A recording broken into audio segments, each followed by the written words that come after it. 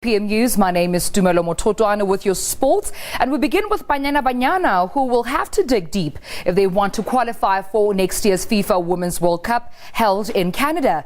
They were held to a 1-1 draw by Ghana in a crucial second Group B African Women's Champion match at the Independence Stadium in Windhoek last night. Banyana seemed not to have learned the lessons from their 1-0 loss to Cameroon after a costly blunder in defense on Sunday. Last night they committed the same blunders, and it's for this reason that they find themselves on the back foot. Sensing that they faced an early exit should they lose against Ghana last night, Banyana opted to attack from the start. They were rewarded in the 18th minute when Shiweno Kwanya capitalized after the Ghanaian keeper fumbled the ball in the box following a free kick. But Banyana's defense was once again caught napping and were punished as Ghana leveled the scores just before half-time.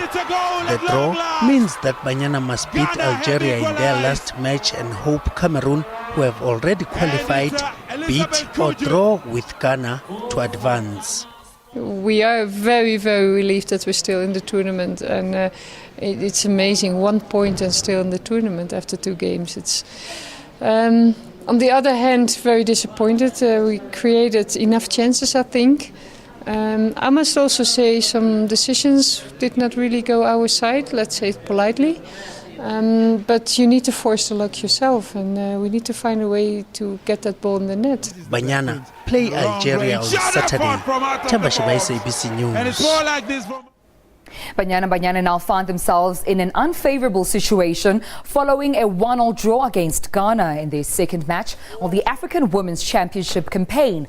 South African ladies face Algeria in their last match of Group B this Saturday, and anything less than victory will see them eliminated from a place in the World Cup. Now, our reporter Lebohang Dube is in Windhoek, Namibia, and he joins us on the line. Lebohang, welcome to PM News.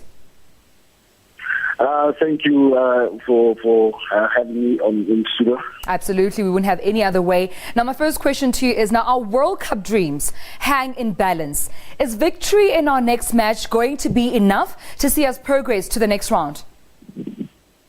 I think it's more about permutations. Look, if Cameroon beats Ghana and South Africa beat Algeria, then South Africa will then go through with 4 points. They'll be second behind Cameroon, which will mean that they will meet Nigeria in the next round, in the semi-finals. So I think that it's more dependent on how Ghana perform against Cameroon and how they perform against Algeria. Well, they need a win, so they have to win. So they basically, it still hangs in the balance. But hopefully they will go through. They've got a better chance of qualifying compared to Ghana, because they've had basically two tough matches in the opening of the championship against Cameroon and Ghana. And looking at Algeria yesterday, that game, I don't think that South Africa could lose. But then Algeria's got 3 points, and they can just as well pat the bus and defend. But if South Africa can penetrate the defense, then score the opening goal, then Algeria will be forced to open up, and then it will be an open goal game. So South Africa have a better chance of actually going through. Now, regarding, of course, last night's game against Ghana, in your opinion, are we lacking concentration at the back? Look, I think we need to look at both games, the Cameroon and the Ghana game. Cameroon, the lapse of concentration when Roxanne Barker committed that error, which resulted in a goal yesterday, just minutes before, 2 minutes before half time, then they conceded. So I think it's more lapse of concentration towards the end of each half.